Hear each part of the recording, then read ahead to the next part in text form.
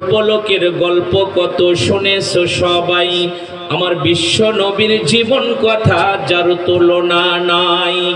ধরাইলেন একটি শিশু ধুধু মরুর দেশে, বাবার দেখা পাই নাই শিশু এই দুনিয়ার বুকে।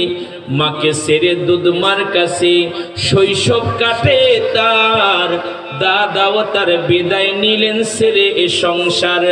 মিথ্যা কথা বলতেন না তাই সবার আলামিন, দুঃখী লোকের দুঃখ শুনে কাঁদতো সারাদিন তিনি আমার নবী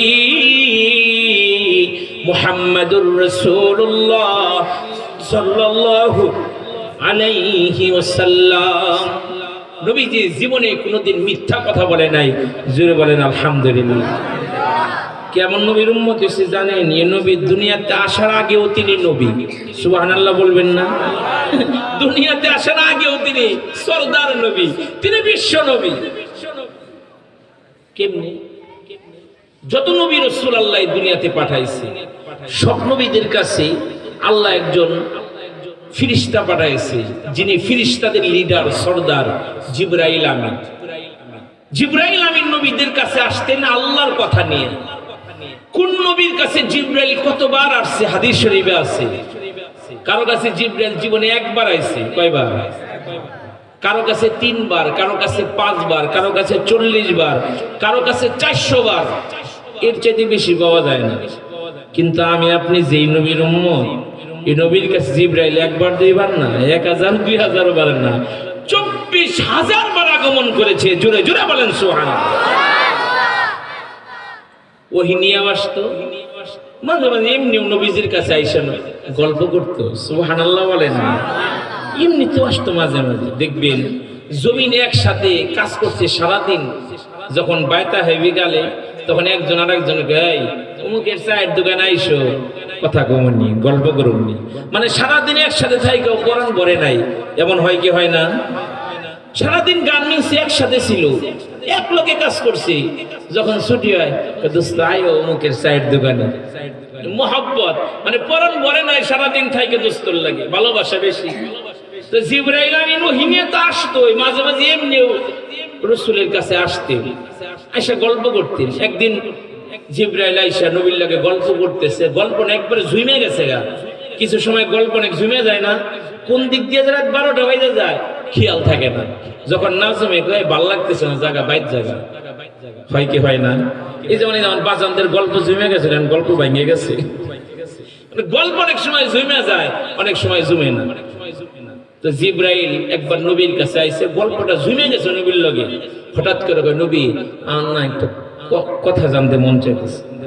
জিবরাইল কয়, কথা জানতে মন চাইতেছে। তো রাসূল বলে, কি কথা জানতে মন চায়?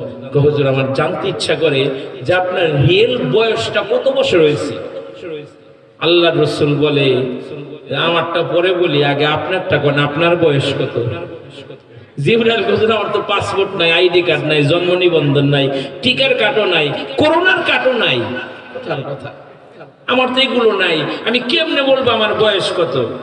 তবে যদি আপনার একটা ঘটনা শোনাই, হয়তো আপনি কি হিসাব করে বের করতেও বা পারেন আমার বয়সটা কেমন হইতে পারে। একদিন বাবাকে জিজ্ঞেস করছিলাম, বাবা আপনার বয়স কত? বাবা বলল, তোমার দাদি বলছে যে কাতি মাসে নাকি হয়েছে। মুরব্বীদেরকে যদি জিজ্ঞেস করা বয়স কত, বলবো 7 দিনের আগে হয়েছে আর কি, 7 দিনের সময় 5-6 বছর বয়স। এই হলো হিসাবের আগের দিনে। এখন তো জন্মের সাথে সাথে ফেসবুকে আয়া পড়ে, কথা ঠিক না? জন্ম হয়েছে ফেসবুকে আয়া পড়ছে, এই জন্য তাদের বার্থডে পালন করা সহজ হয়। ভাইয়েরা, জিবরাইল কয়, ইয়া রাসূলুল্লাহ, ঘটনাটা হলো আমাকে আল্লাহ বানানোর পরে আমি আরশের দিকে তাকায় থাকতাম, আমি দেখতাম আরশের নিচে একটা তারা উঠতো। তারাটা একবার যদি উঠতো 70,000 বছর আল্লাহ পাকের আরশের চতুর্দিকে এরকম করে তাওয়াফ করতো। সুবহানাল্লাহ বলবেন না? 70,000 বছর তাওয়াফ করে তারাটা ডুইবা যাইতো, ডুইবা থাকতো 70,000 বছর। জোরাটা সুবহানাল্লাহ কইবেন। কওয়ার পরে জিবরাইল বলে যে, ইয়া রাসূলুল্লাহ, ওই তারাটারে উঠতে এবং ডুবতে আমি জিবরাইল 72,000 বার দেখেছি। আল্লাহ রাসূল কি এটা কেরা? আমার তো ইলম নাই, আমি কেমনে কইতাম ওটা কি? আল্লাহ রাসূল বলে ওই তারাটাই মুহাম্মাদুর রাসূলুল্লাহ।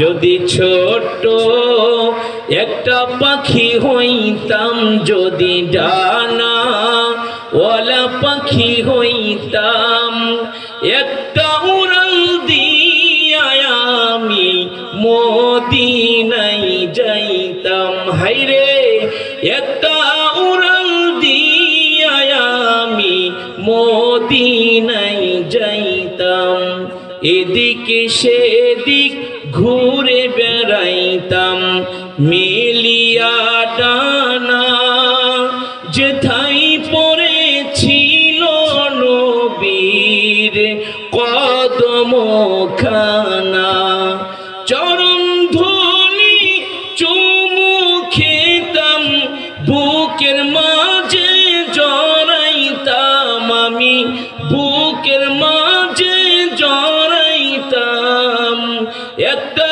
উড়াল দিয়া আমি মদিনায় যাইতাম। নারে তাকবীর। ওই আখলাকওয়ালা নবীর উম্মত আল্লাহ পাক রব্বুল আলামিন আপনারে আমারে বানাইছে, শুকরিয়া আদায় করি আলহামদুলিল্লাহ। শুধু কি তাই, মায়ের কুলে যখন না, তখন আমার নবী সরদার নবী, সুবহানাল্লাহ বলেন না? মায়ের কুলে তখনও নবী সরদার নবী, ইমামুল আম্বিয়া নবী আয় পড়ছে নবী যে দুনিয়াতে। ওই তায়েফ, মক্কা থেকে বহুদূর, তায়েফ থেকে 10 মহিলা সোয়ারি লয়া, বাহন লয়া মক্কার দিকে সফর আরম্ভ করছে। তাদের উদ্দেশ্য হলো মক্কা নগরীতে ঢুকবে, আর ওই নগর থেকে অন্যের বাচ্চা নিজেদের কুলে তুইলা লইব, আর ওই বাচ্চার মা বাবার কাছ থেকে মোটা অঙ্কে হাদিয়া গ্রহণ করবে। ওই 10 মহিলার মধ্যে একজন মহিলা ছিল হালিমা সাদিয়া, নিজেও দুর্বল, বাহনও দুর্বল, তো খালি পিছনে পড়ে যায়।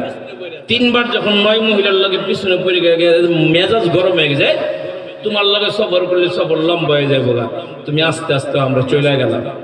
9 মহিলা মক্কায় ঢুকছে, দুইকা দুনির বাচ্চাদেরকে নিজেদের কুলে তুলে লইছে, বিরাট খুশি।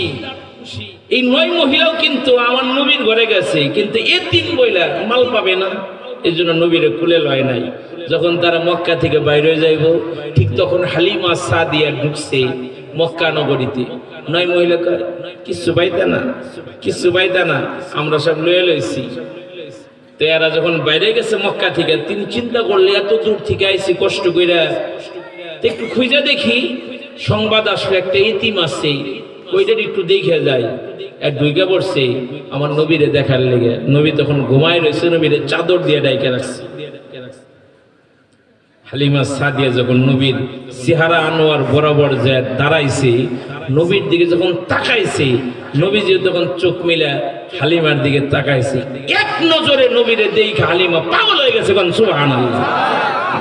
নবীর চোখের মধ্যে এত লাজুকতা ছিল, মা আয়েশা বলে আরবের কোন উচ্চ বংশের সুন্দরী কুমারী পর্দানিশিনী নারীর চোখের মধ্যেও এত লাজুকতা ছিল না, যা ছিল মুহাম্মদ রাসূলুল্লাহ সাল্লাল্লাহু আলাইহি ওয়াসাল্লামের চোখের মধ্যে। মা আয়েশা বলে জুলাইখার বান্ধবীরা ইউসুফ নবীর চেহারা দেখে আঙ্গুল কাটছে। ওরা যদি আমার দয়ার নবীর রূপ লাবণ্য দেখতো, আঙ্গুল না কোন জায়গাটা ফেলতো। সুবহানাল্লাহ বলেন না? বুখারীতে আছে, নবীর সাহাবী হযরত জাবির বিন সামুরা মসজিদের মধ্যে রাত্রে ঢুকছে, ঢুকে দেখে যে নবীজির সামনে দিয়ে হাইটা যায়।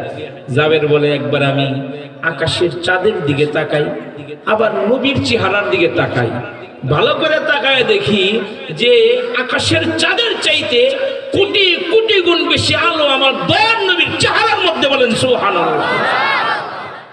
সাহাবী আকাশের চাঁদের দিকে তাকায় কয়, দুনিয়ার মানুষ তোমার প্রশংসা করে, আরবের চাঁদের সাথে তো তোমার কোনো তুলনাই চলে না।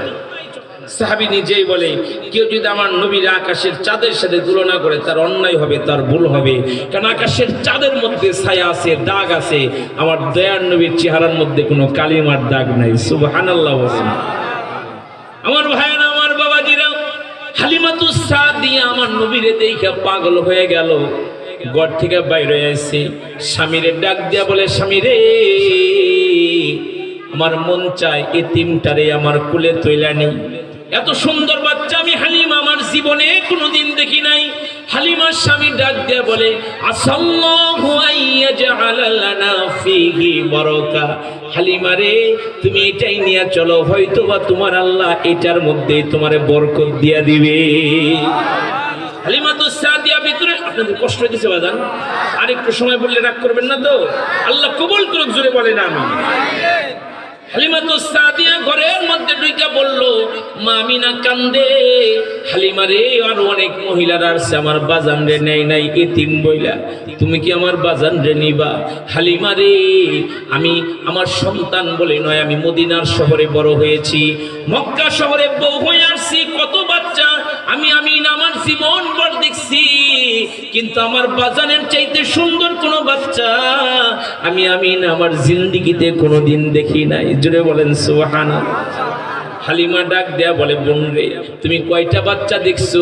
আমাদের কাজই হলো মানুষের বাচ্চা লালন পালন করে দেওয়া। আমি বুকে হাত দিয়ে বলতে পারি, তোমার বাজানের চাইতে সুন্দর কোনো বাচ্চা আমি হালিমাতুস সাদিয়া আমার জিন্দেগিতে আমি কোনোদিন দেখি নাই। আমার রাসূলের দাদা খাজা আব্দুল মুত্তালিব, খাজা আব্দুল মুত্তালিব ডাক দিয়া বলে, ও আমিনা মারে, তুমি মদিনায় দেখো নাই, মক্কায় দেখো নাই, হালিমা তুমি তায়েফে দেখো নাই, কোনো বাচ্চা এত সুন্দর দেখো নাই। তোমরা মেয়ে মানুষ কয়টা বাচ্চা দেখছো? আমি পুরুষ মানুষ, আমি শাম দেশ সফর করেছি, কত দেশ বিদেশে সফর করেছি, আমার নাতির মতো সুন্দর একটা বাচ্চা আমি আব্দুল মুত্তালিব আমার জিন্দেগিতে কোনোদিন দেখি না। মুফাসসিরগণ বলেন, জিবরাইলের বক্তব্যটা ঠিক এমন হইতো, ওই জায়গায় যদি থাকতো, জিবরাইল বলতো, তোমরা দুনিয়ার মানুষ কই থেকে দেখবা? আমি জিবরাইল তো জান্নাত দেখছি, জান্নাতের মধ্যে তাবুন নিস আল্লাহ হুর বানায় রাখছে। সূরাতুর রহমান আল্লাহ বলে, হুরুম মাকসুরাতুন ফিল খিয়াম, জান্নাতের মধ্যে তাবুন নিস আল্লাহ হুর বানায় রাখছে। জিবরাইলের বক্তব্যটা ঠিক এমন হবে, আমি জান্নাতের হুর দেখছি, কিন্তু এই মহামানবের মতো এত সুন্দর একটা জিনিস আমি জিবরাইল জান্নাতের মধ্যেও দেখি না।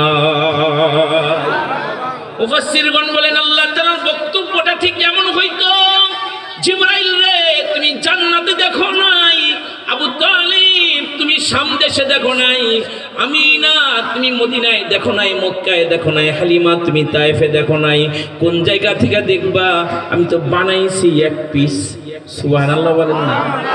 আমি তো একটাই বানাইছি, দ্বিতীয়টা কই থেকে কই যাবা এবার? আল্লাহর পরেই যিনি, তিনি আমার আপনার নবী, কথা বলেন ঠিক কি না?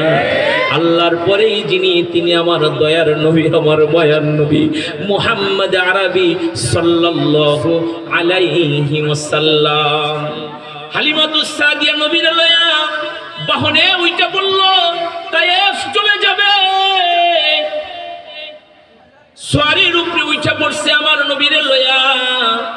হালিমাতুস সাদিয়ার স্বামী সোয়ারিকে দিক নির্দেশনা দেওয়ার জন্য, রাস্তা দেখানোর জন্য সামনে গিয়ে বসে, দুর্বল এমনি বাহন আরো বয়ে পড়ছে, চিন্তায় পড়ছে কেমনে তায়েফ যাব।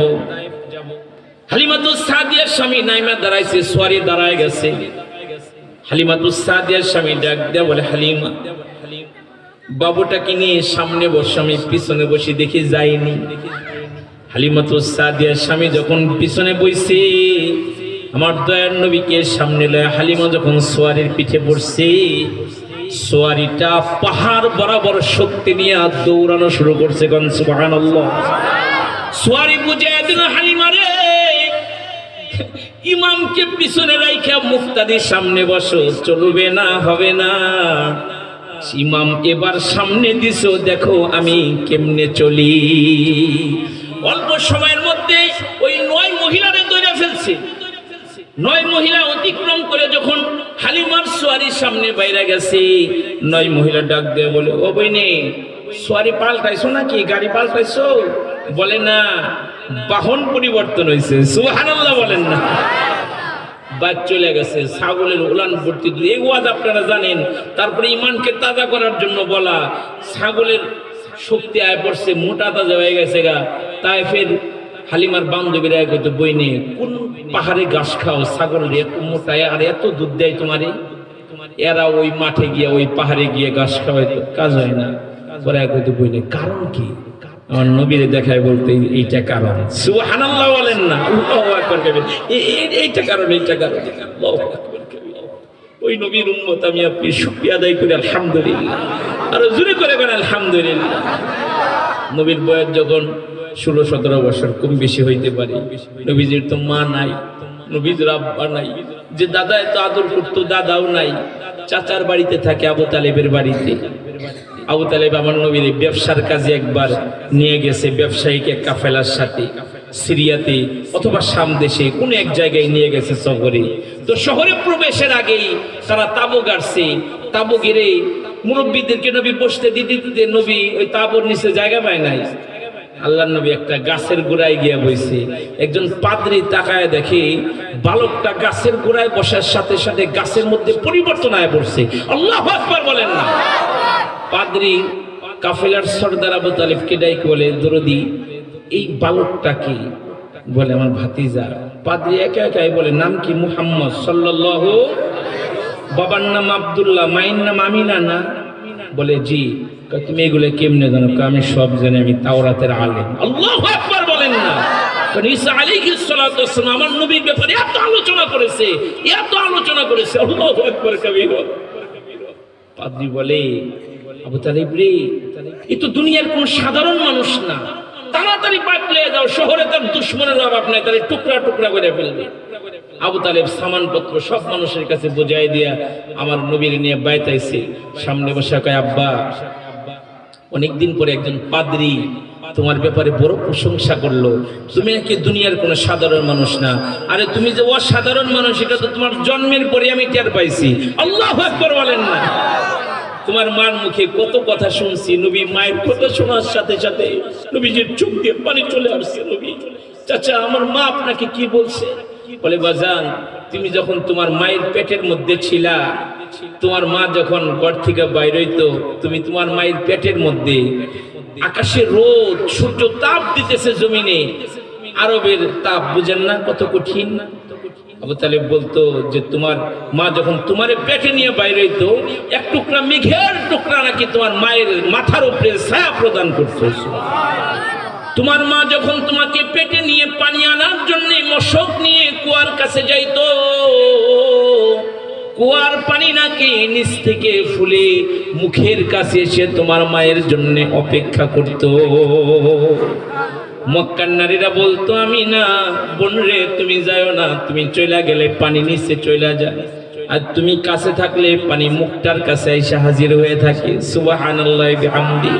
আবু তালেব বলে, বাজান রে আসছো তুমি সুবে সাদিকের সময়, রাতও নয় দিনও নয়, এমন সময় তুমি দুনিয়াতে আসছো। একটা বাচ্চা দুনিয়াতে আসলে তার গায়ে রক্ত পানি থাকে, তাকে পরিষ্কার পরিচ্ছন্ন করতে হয়।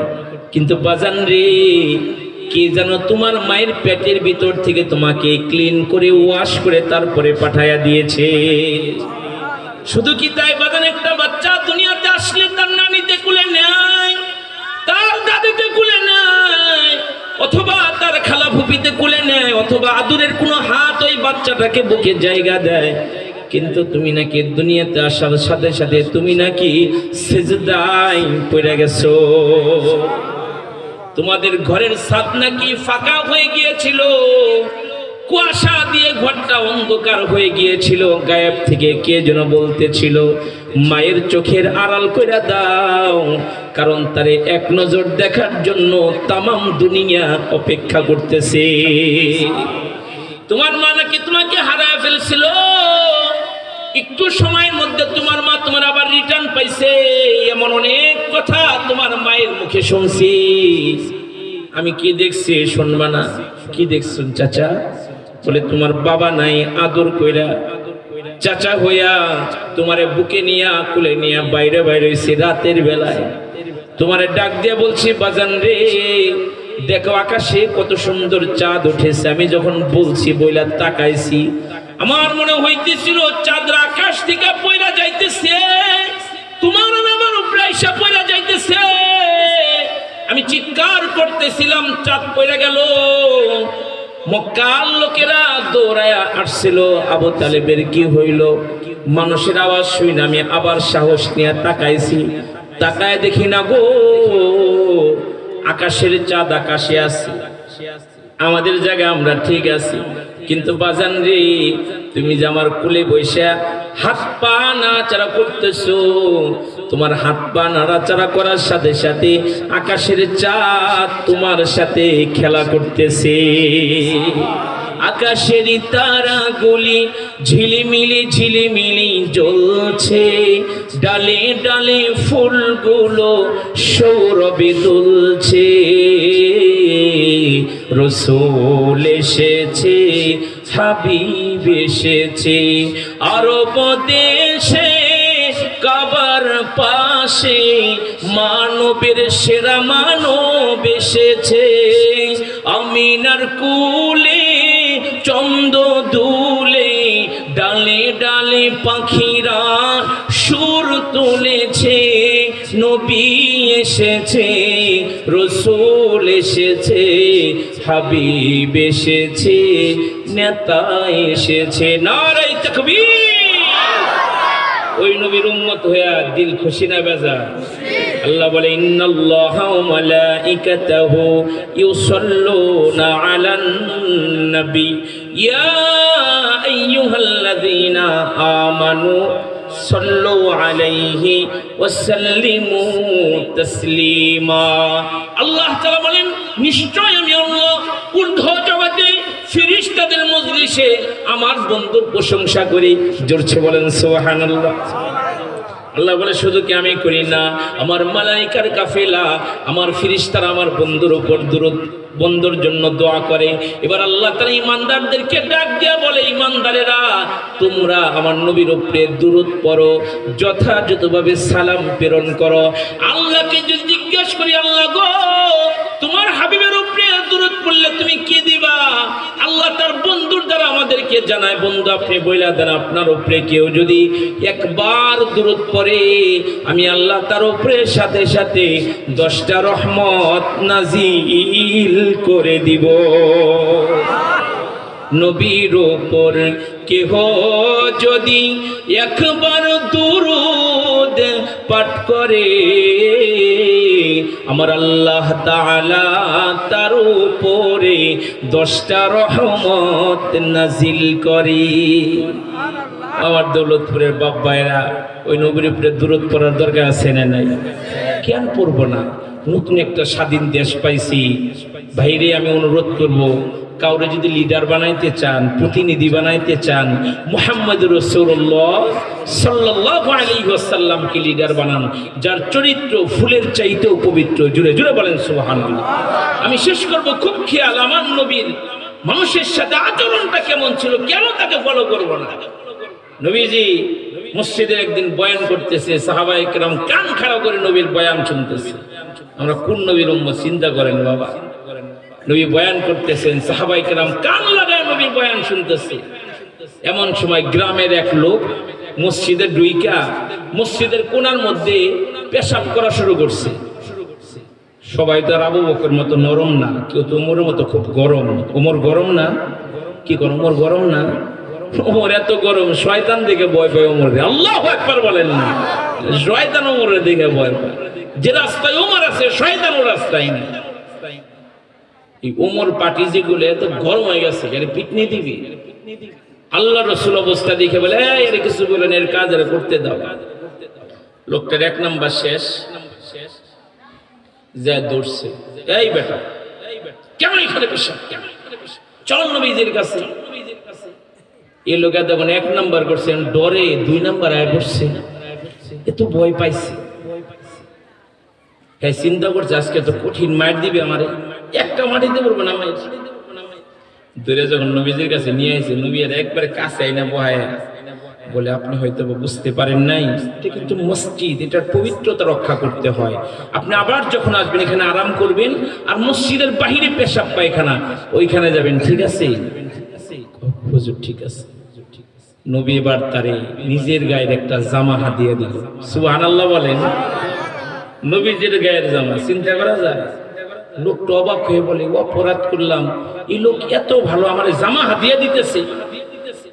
লম্বা কথা, লোকটা নবীজির কাছ থেকে চলে যাবে, নবী তার দিকে তাকাই রয়েছে, দেখে লোকটা হাইটে যাইতেছে। নবী তারা ডাকলেন, এই ভাই আপনার হোন্ডা নাই, গাড়ি নাই, সোয়ারি নাই? হুজুর যে কি বলেন, আমি কোথায় পাবো এগুলো, আমি গ্রামের মানুষ, গরিব মানুষ। নবী তাকে একটা সোয়ারি হাদিয়ে দিলেন। জুড়ে বলেন সুবহানাল্লাহ। লোকটার দিল এত বড় হয়ে গেছে, হাইরে আমি জঘন্য অপরাধ করছি, আমার মার বেদুরের কথা একটা ধমক পর্যন্ত দিল না। লোকটা গ্রামে গিয়ে কান্দে, গ্রামবাসীরা জড়ো করে বলে, আমি এমন একজন ভালো মানুষ পাইছি, আহারে একটা জঘন্য অপরাধ করেছিলাম, আমাকে মারে নাই, একটা বোকা পর্যন্ত আমাকে দেয় নাই, একটা ধমক পর্যন্ত আমারে দেয় নাই। গ্রামের লোকেরা বলে, এত ভালো মানুষ পাইছে, তাহলে আমাদেরকেও তার কাছে নিয়ে চলো। হাদিস শরীফ আছে, গ্রামের 300 মানুষ নবীর সুন্দর ব্যবহারে নবীর হাতে হাত রেখে কালেমা পড়ে মুসলমান হয়ে গেছে। ওই নবীরে মানার দরকার আছে না? ইতাআতের দরকার আছে না? উম্মে জামিল নামে এক নারী নবীরে খুব কষ্ট দিত, মহিলা মানুষ খুব কষ্ট দিত নবীরে। আল্লাহ রাসূল তার আক্রমণ দেখেও কিছু বলতেন না। মহিলাদের রান্না করার পরে রান্নাঘরে কিছু নোংরা পানি এক জায়গা হয় না, দোয়া পাক লাগে যে পরে নোংরা পানি, এই পানি নবীর উপরে ফেঁকে দিতেন। অন্যান্য খারাপ জিনিস নবীর উপরে ফেঁকে দিতেন। ধৈর্যের পাহাড় আমার নবী, দেখেও কিছু বলতেন না। একদিন নবীও রাস্তা দিয়ে আবার যায়, দেখে আজকে কেউ ময়লা দিল না। রাস্তার লোকদেরকে নবী জিজ্ঞেস করে, এ ভাইরা ওই মহিলা কোথায় যে আমার এত কষ্ট দেয়? রাস্তার লোকেরা বলে, হুজুর শুনলাম হে অসুস্থ, জ্বর আইছে, এর লেগে হয়তো বাসা পারে নাই। ওই মহিলার স্বামীও ছিল না, কোনো পুত্র সন্তান ছিল না, একটা মাত্র মেয়ে ছিল। মেয়ে মার খেদমত করে, ঘরের মধ্যে মায়ের খেদমত করতেছে, ঠিক এমন সময় কে যেন কলিং বেল টিপ দিয়েছে, দরজার মধ্যে নক করছে। অসুস্থ মহিলা মেয়েকে ডাক দিয়ে বলে, মা দেখো তো কে আসলো। মেয়েটা দরজা ওপেন করে দেখে মুহাম্মদুর রাসূলুল্লাহ সাল্লাল্লাহু আলাইহি ওয়াসাল্লাম নবী দাঁড়ায় রয়েছে। একা না, তার পিছনে এই উম্মতের সেরা মানুষ, যাকে জান্নাতের 8 দরজা ডাকবে, সে আবু বকর সিদ্দিক নবীর পিছনে দাঁড়ায় রয়েছে। মেয়েটা একটা দৌড় দিয়ে মায়ের কাছে এসে বলে, মারে সর্বনাশ রে মা,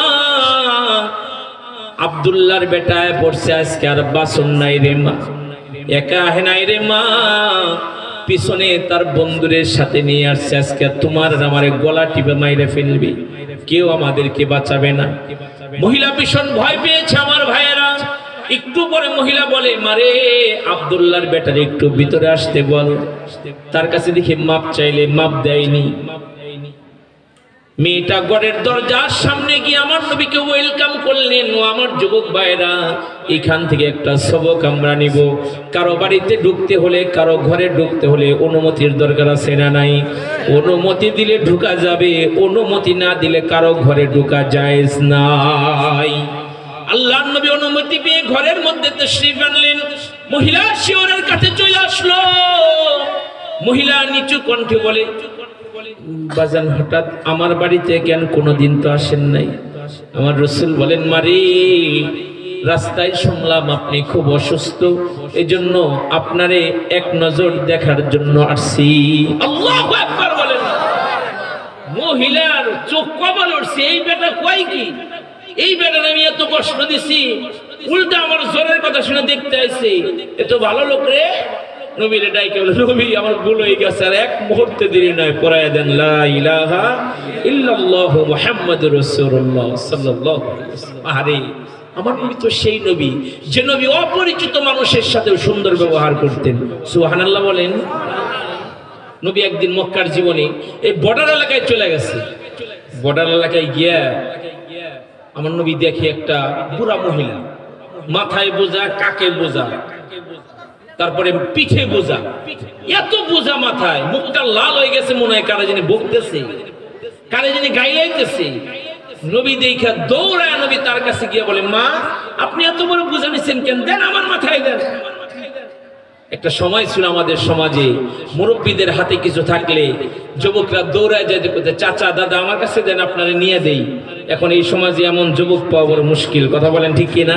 মুরব্বীদেরকে মানতেই চায় না। খবরদার, আল্লাহর রাসূল বলেছে, যারা বড়কে সম্মান করে না সে আমার উম্মত না। একই হাদিসে রাসূল বলেছেন, যারা ছোটদেরকে আদর করে না সে আমার উম্মত না। দেখবেন মসজিদে কিছু বুড়া মুসল্লি, পোলাপান যদি মসজিদ দেখে এর মাথা নষ্ট হয়ে যায়, ওর বাপ পড় নাই নামাজ, ওর দাদাই পড় না, ওর হুজুর হয়ে গেছে গা, নামাজ পড়বে লেগে আয় পড়ছে। আছে না নাই? আপনাদের দিকে না, আমি সাভারে বদনাম করতেছি। মানে এই বুড়ার মাথায় আগুন লাগছে এই পোলা মসজিদে দেখে। ওই যে বলছে যারা ছোটদেরকে আদর করে না সে আমার উম্মত না। 3 নাম্বার, নবীজি বলছে যারা আলেমদেরকে তাজিম করে না তারাও আমার উম্মত না। খেয়াল থাকবেন ইনশাআল্লাহ। নবীজি মহিলার মা আমার মাথায় দেন। মহিলা খুব খুশি হয়েছে, যত সময় কাজের মানুষ মিলছে। নবীজি বুধা মাথায় নিছে, এবার মহিলা আগে আগে যায়, নবীজি পিছনে পিছনে। এবার এই বুড়ি নিজের দুঃখ শেয়ার করতেছে নবীজির কাছে। দুঃখ কি? বুড়ি কয় বাজার এলাকার পরিবেশ খুব খারাপ, এই এলাকায় আর থাকা যাবে না। কি হয়েছে মা?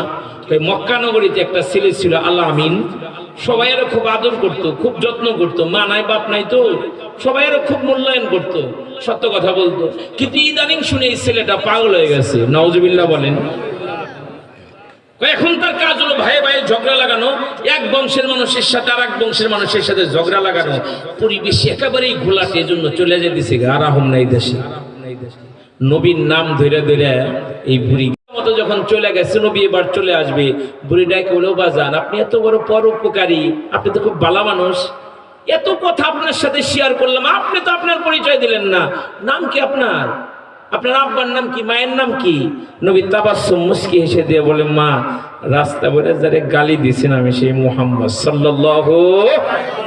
আহা তুমি জীবন তুমি মরণ, আধার ঘরে তুমি আপন, তুমি মোদের পারের তরি, কঠিন নিদানে তরানিওয়ালা, ইয়া রাসূলুল্লাহ ইয়া হাবিবাল্লাহ ইয়া রাসূলুল্লাহ,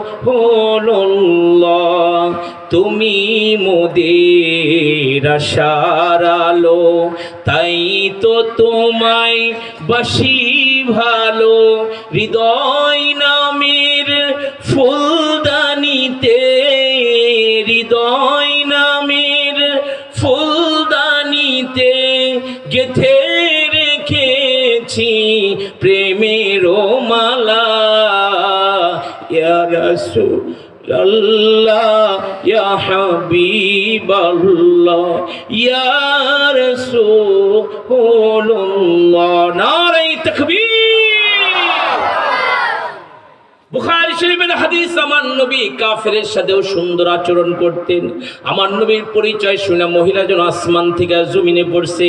নবীর নূরানি কদম দুইটা জড়ায় ধরে বলে বাজান রে আমার ভুল হয়ে গিয়েছে। আবু জাহেল, উতবা, শাইবা, ওলীদ ইবনে মুগীরা ওরা আমার কাছে ভুল নিউজ দিয়েছে, ভুল খবর দিয়েছে। তুমি তো আল আমিন, এক মুহূর্ত দেরি নয় রে বাবা, পড়ায় দাও লা ইলাহা ইল্লাল্লাহু মুহাম্মাদুর রাসূলুল্লাহ সাল্লাল্লাহু আলাইহি ওয়াসাল্লাম।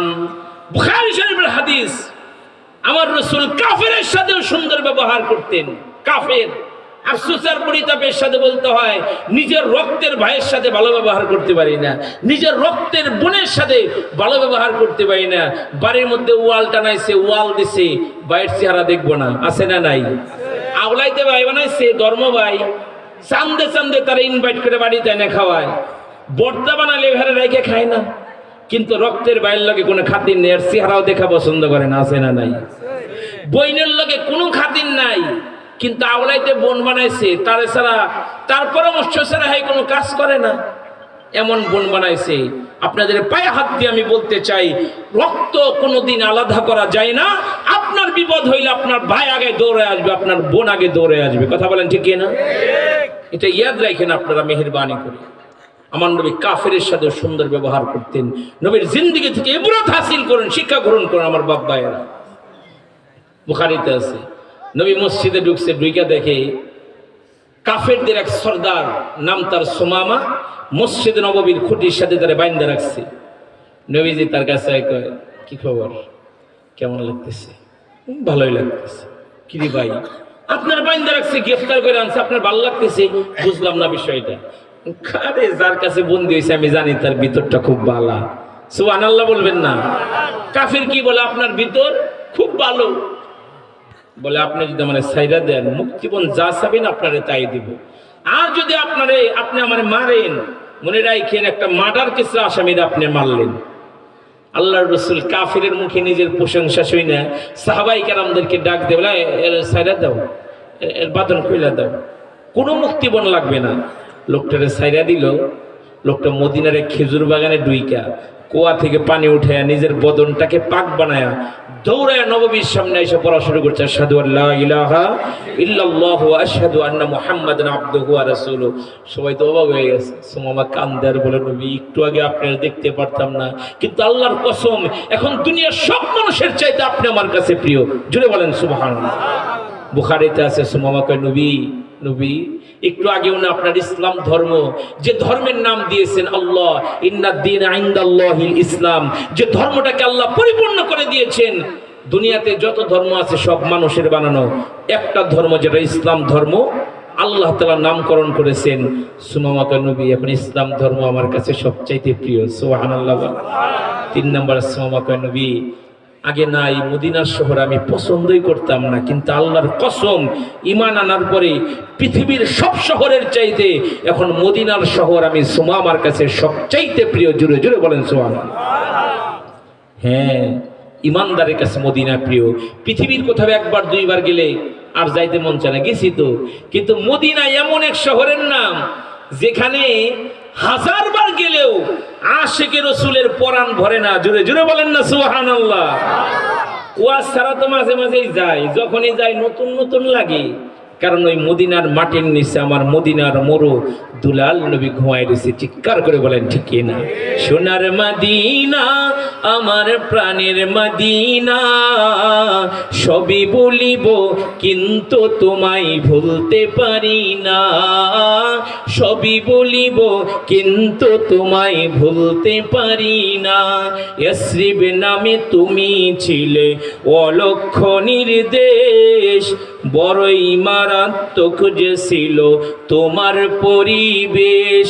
ইয়াসরিব নামে তুমি ছিলে অলক্ষ্য নির্দেশ, বড়ই মারাত্মক যে ছিল তোমার পরিবেশ।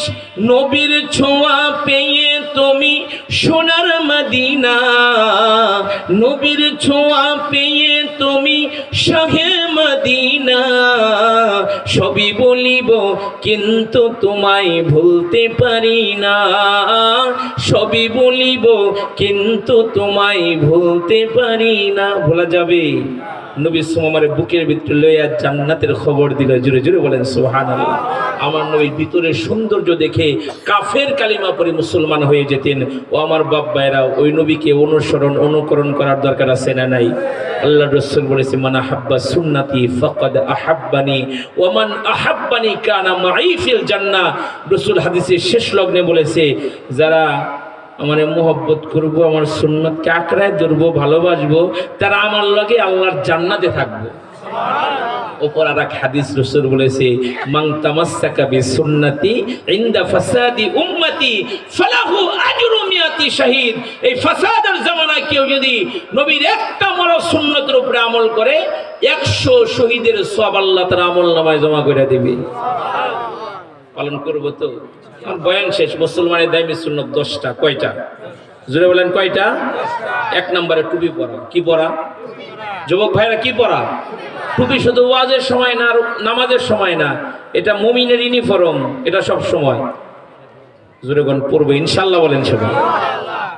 আমি যেখানে জুমা পড়াই, এই যে কাউসার ভাই চিনি, ওই জায়গায় অনেক ছেলেরা নওজোয়ানরা জুমা পড়তে আসে। তো অনেকে এসে ভালোবাসে ইজহার করে, হযরত আপনার বয়ান শুনি, ভক্ত, মাথায় টুপি নাই, আইসে জুমার নামাজ দেখা করতে। তাই বললাম, এত ভক্ত, আমি তো টুপি দিই, আপনার টুপি কই? হুজুর মনে কিছু করবেন না, টুপি মাথায় দিলে না চুলের গেটআপটা নষ্ট হয়ে যায়। কি হয়? চুলের গেটআপ নষ্ট হয়। খবরদার, চুলের গেটআপ না, নবী যেমনি রাখছে ওইভাবে রাখবো ইনশাআল্লাহ বলেন সবাই। 1 নম্বর টুপি পরা, 2 নম্বর সুন্নতি চুল রাখা। রাখবো তো ইনশাআল্লাহ? বাবরি রাখবেন কানের লতি পর্যন্ত, অথবা কাঁধ পর্যন্ত, অথবা 2টার মাঝ বরাবর পর্যন্ত, সামনে পিছনে সমান সমান করে রাখবেন। কোন নায়ক কোন গায়ক কিভাবে রাখলো ওইটা দেখার বিষয় না, আমার নবী কিভাবে রাখছে ওইটা দেখার বিষয়। কথা বলেন ঠিক না? 3 নাম্বার, মোজগুলো কাইটা ছোট করে রাখবেন। কিসি দিয়ে ইনশাল্লাহ বলেন, নাকি বড় বড় রাখবেন?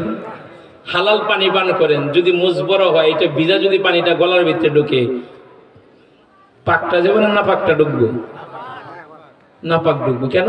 আপনাকে ফতোয়া দিছে যে মুজ ভিজা তারপরে পানি ভিতরে গেছে, এর লিগে এই জন্য মুজ ছোট রাখবো ইনশাল্লাহ বলেন।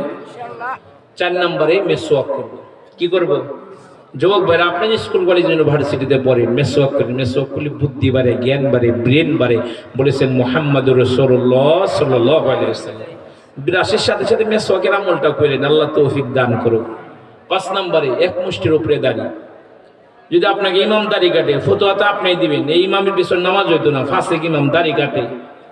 ও ভাই, ফতোয়া কি সব আমাকে লিগে? আপনাকে লিগে কোনো ফতোয়া নাই। এক মুষ্টির উপরে রাখবে ইনশাআল্লাহ বলেন সবাই। 6 নম্বরে ডিলার হলে একটা জামা পরবো ইনশাআল্লাহ। ডিলার হলে একটা জামা। 7 নম্বরে হাতে পায়ের নখগুলো কাইটা ছোট করে রাখবো ইনশাআল্লাহ। এই রোগ আমাদের চাইতে নারীদের মধ্যে বেশি। এরা হাতের নখ বড় রাখে, এক একটা নখে একাধিক নীল পুলিশ লাগায়, আছে না নাই?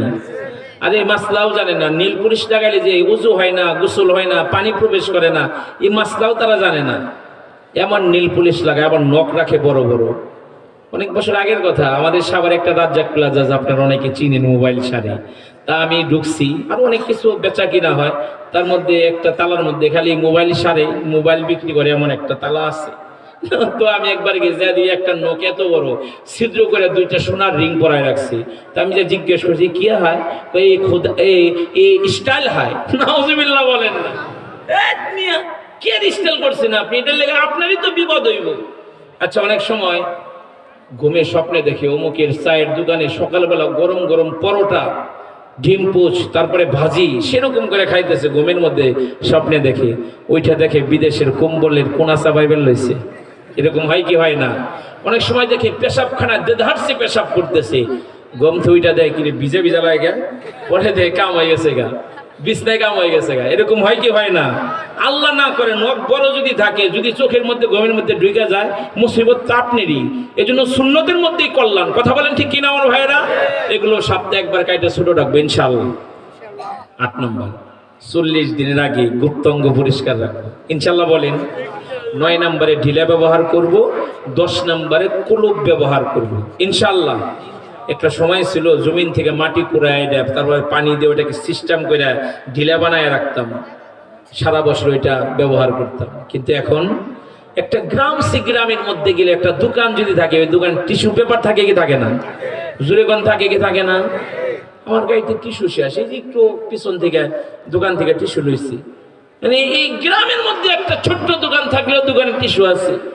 আমার ভাইয়েরা, যুবক ভাইয়েরা, অনেক দামি দামি জামা কাপড় তো ব্যবহার করেন আপনারা, ব্র্যান্ডেড জামা কাপড় ব্যবহার করেন। আমার নবীজি বলেছে যে কাপড়টা যতক্ষণ পাক থাকে, পবিত্র থাকে, ও কাপড় ততক্ষণ আমার মাওলার জিকির করে। জুড়ে জুড়ে বলেন সুবহানাল্লাহ।